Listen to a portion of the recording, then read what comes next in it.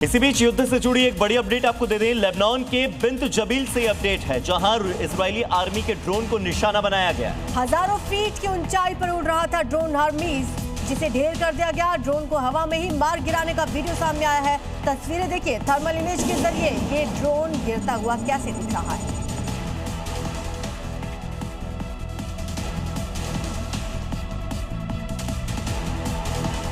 और बहाल हो गया है।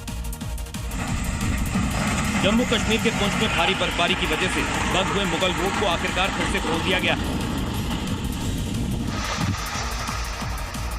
79 आरसीसी टीम ने कड़ी मेहनत करते हुए सड़क से बर्फ हटाने का काम पूरा किया, जिसके बाद पुंछ और कश्मीर के बीच ट्रैफिक बहाल हो गया।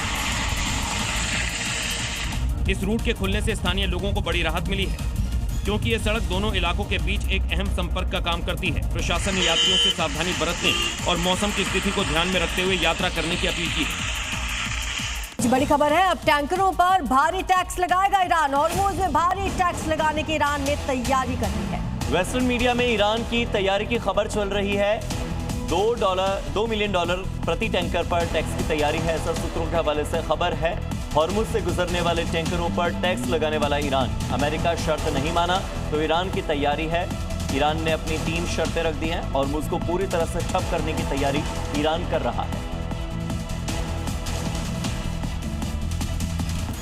केदारनाथ धाम में इन दिनों भारी बर्फबारी का अद्भुत लेकिन चुनौतीपूर्ण तस्वीरें देखने को मिल रही हैं। 4 धाम यात्रा के मंदिर खुलने से पहले यहां पर तैयारियां चल रही हैं। इस मौसम की मार से जरूर ये तैयारियां प्रभावित हो रही हैं।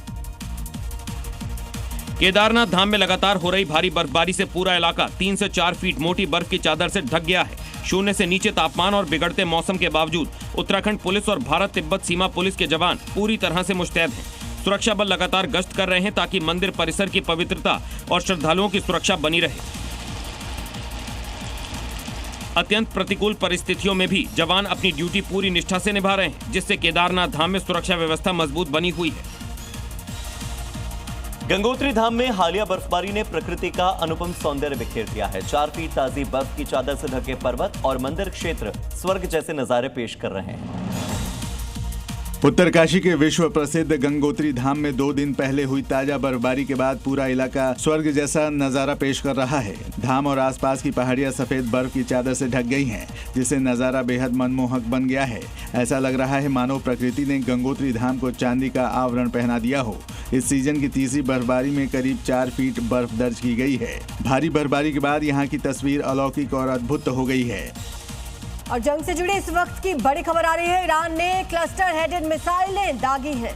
धमाके के बाद इजराइल में तबाही का मंजर है। धमाके के बाद कई ऐसे रिहायशी घर हैं जहां आग लग गई है।